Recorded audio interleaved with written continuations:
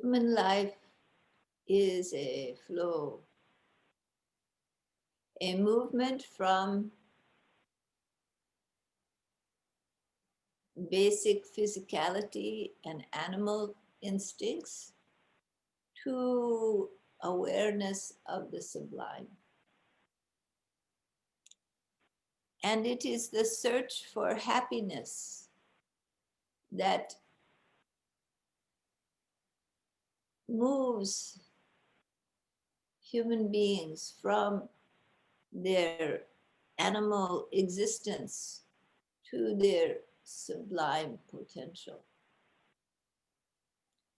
That search for happiness brings people through different stages of their development, brings them from awareness of pleasures and joys of the body and mind that come and go to desires for expansiveness, for love, for those higher qualities of human existence. Joy, love, hope, compassion.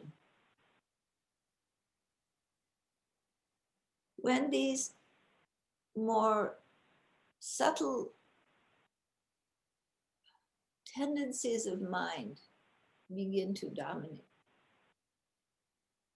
and mind grows in magnitude through opening to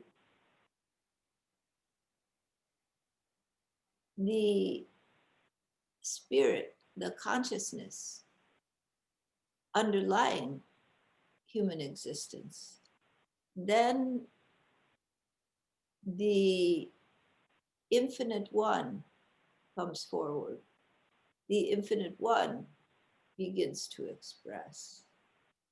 The infinite one begins to be the field of consciousness that surrounds and embodies within you. There is in this process always struggle. Your conscious being has embodied in a physical form in this physical world. When you came as a babe in the mother's womb, your consciousness came into synchronicity with physicality, and you entered into this dimensional plane of the physical world. In this plane of physicality, you have had the opportunity to grow, to develop, to become your fullest potential in the physical realm. And not only physically did your potential grow, but your mental potential has grown throughout your life. Your ability to express yourself through your sensory and motor organs into the world of form and to make an impact in the world. But what has driven you has been a restless unconsciousness, a restless need within. This restless need is a need for something more, some happiness, some connectedness, some wholeness that is greater than what you have. Because there is an inherent collective memory within you that knows your own nature. And that drives you in restlessness from experience to experience, always testing new experiences, new ways to be, trying to find that which makes you really happy, that which brings you the joy that you want in life. In this process of seeking this happiness, you go through a variety of experiences.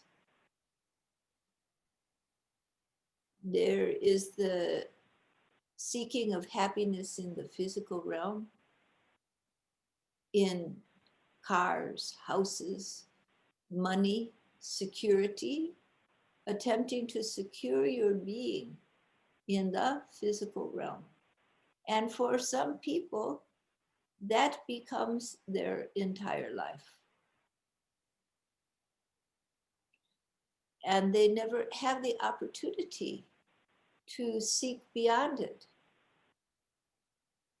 to more subtle and sublime and deeper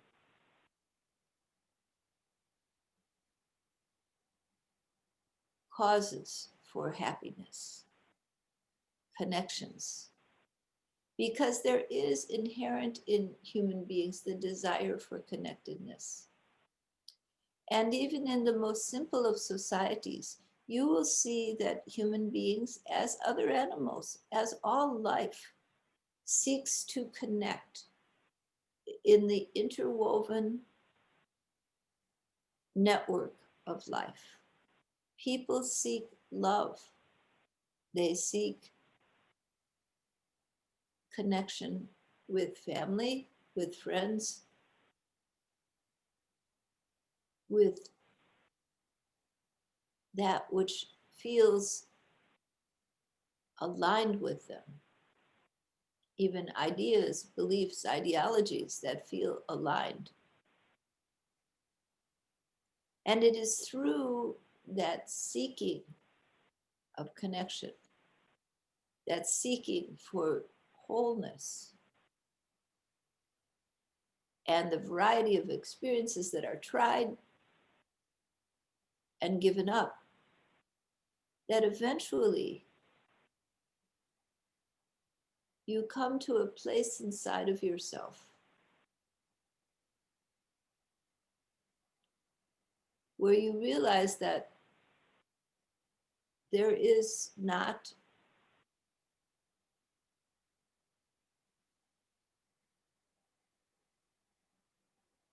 the joy you want in all that you've done.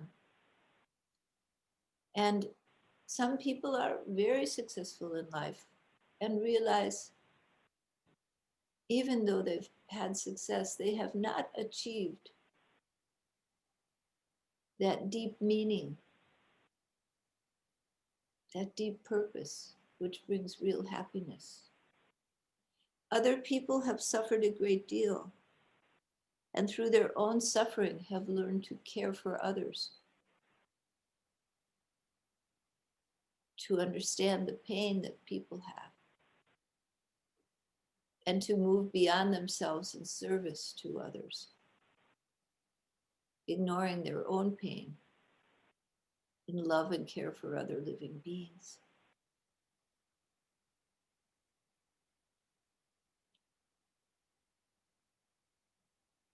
However you have found your way, through your pain, through your accomplishments, through your relationships, however you have found your way, sooner or later, as this restless mind continues to search, the realization is clear that pleasures of the body, securities of the body alone do not provide deep happiness. And neither does accomplishment in the world. It provides a certain joy, but then it becomes limited because it's all about the ego, the personal body, mind, self, the ego self. And the ego self is limited. So, in nurturing the ego self, you begin to feel isolated, disconnected. And when there is service to others, when there is love for others, when there is love for the natural world and all the living beings on this planet, then you begin to feel more of a connection. When you go beyond the limitations of I and mine and search for the eternal oneness that surrounds you, then life begins to take on more meaning. Dharma is awakened. And from Dharma,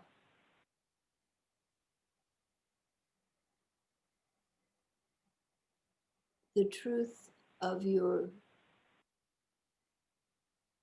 immortal self becomes revealed. This immortal self, some call God, some call Guru, some call the self of the self. That immortal self, that God, Guru,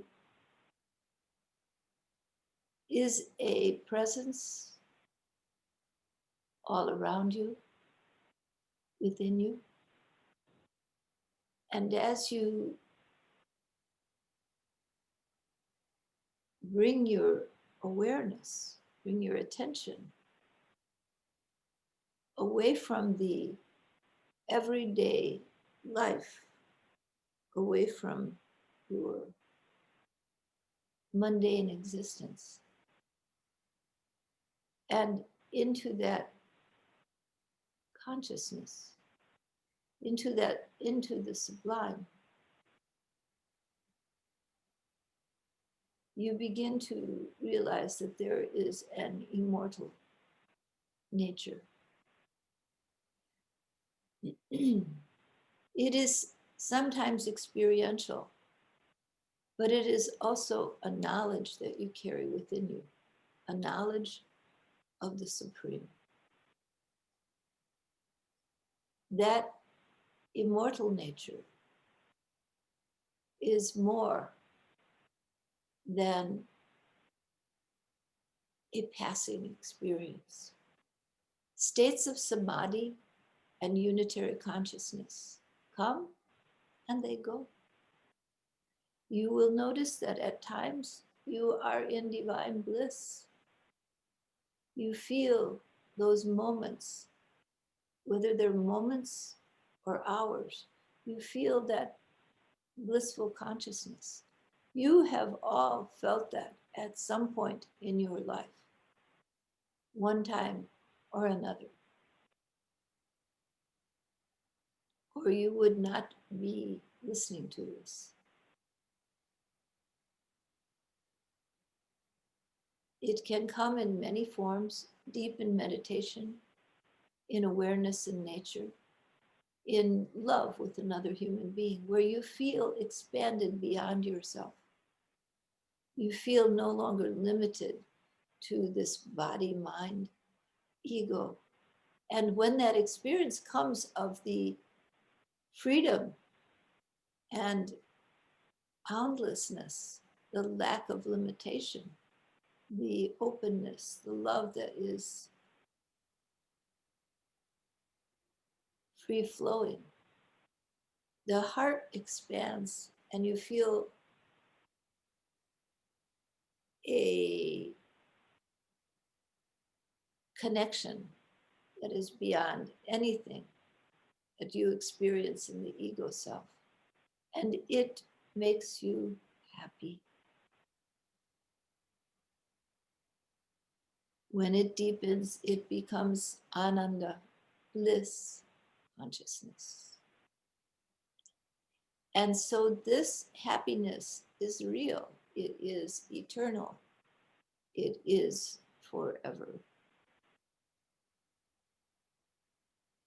You dip into it with your awareness.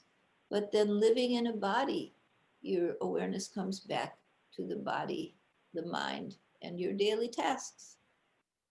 This is the nature of human existence.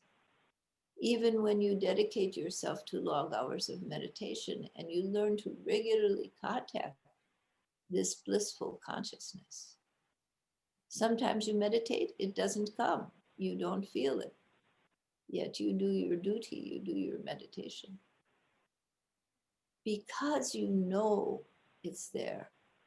So there is the experience which brings you happiness, but there is also a knowing. And the more you have contact with that infinite one, with that eternal, omniscient existence that some call Guru, some call God, some call self, that eternal existence becomes more and more a fact to you. In the same way that this world, this body that you live in, is a fact in your life. It becomes a fact that you know exists. And that knowledge that there is an omniscient existence is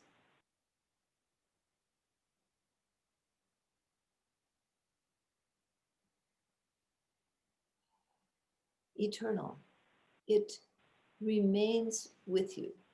Even when you leave the blissful state of awareness, of consciousness, of that subtle being, that knowledge remains with you, remains in you, and that is a realization. That is not a state that comes and goes. That is a steady knowledge of the nature of reality.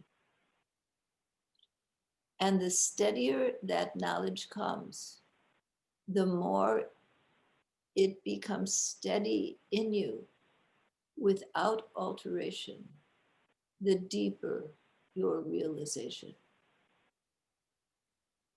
So that when you are engaging and talking politics or uh, this or that in your life, in your work, in your that you're doing, when you're interacting with others, can you maintain that realization? Can you see the God self in those you talk to? Can you hear in your own words divine being? Can you maintain your love and your awareness of infinite being while living in this world, while doing all that you do? Can that understanding become so solid in you that there is no other understanding? That you don't slip back into I and thou, but remain in knowledge of the nature of self, that your true self is one with Guru and with God. Your true self is one with the infinite. It is unchanging, undying. Physical forms come and go, but the self is eternal. It is the illusion of ego immersion in the body-mind structure that you become immersed in the belief in your separateness, because your senses tell you this body is here, everything else is outside of here. That's what your senses tell you. If you stick strictly with the senses of the physical world. But there is a sixth sense, an ability to see that that is not the true reality. That is only the reality of the physical plane, but it is not the reality of yourself. The deep immersion in samadhis in your meditation allows you to become aware of the nature of self and to the nature of Guru, the presence of Guru everywhere. Guru is not a man who lived and died in India. Guru is the self of yourself. Guru is Brahma. Guru is Vishnu. Guru is Shiva. Creation, preservation, and destruction. Guru is the self of yourself. Guru is the eternal being that always has been, always will be, undifferentiated, infinite, and beyond all dualities. Guru is your true nature. The Sadguru is the truth, the true Guru. Guru embodies in the physical world, but Guru is not the body. Guru is not the mind. Guru is the self of yourself. Guru is the one,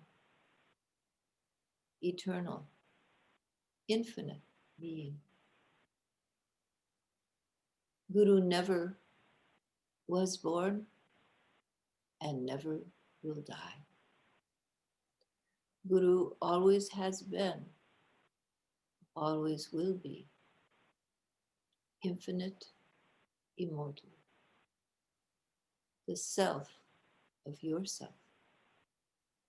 So when you look to your Baba, your Ma, your one, look to the self of yourself. Look to the beloved of your heart. Look to the eternal one. You don't have to be in samadhi. You don't have to think, I'm a great yogi who goes into samadhi and subtle states of consciousness. Forget it. Be conscious of the deep, eternal nature of your own being. Be conscious of Guru's omnipresent love and presence with you. You are, you always have been, one with that eternal nature. All else is the dream. Let yourself know that which is. Let yourself know that you are one. Bring this knowledge into the forefront of your mind. Bring it into your daily life. Bring it into how you see the people around you, how you see everything that happens. There is a play going on in the world, a change, a transformation. It has dark shadows and it has great light. And surely the light will outweigh the shadows. But both the shadows and the light are composed of the one. Let your love grow. Let it grow so that all is the one. That what you see, what you experience, is divinity in all that you see, in all that you are part of. And if you are outraged about something, let that outrage be part of the dance, the lila, the expression of the self. See that the one outraged, that which is you are outraged about, and the process of feeling all as one expression. So it isn't only the good things, it's also all tendencies of mind that are part of eternal being.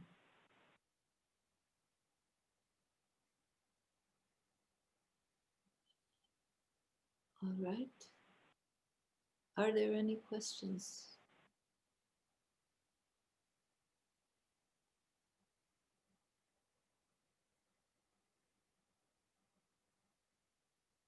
None?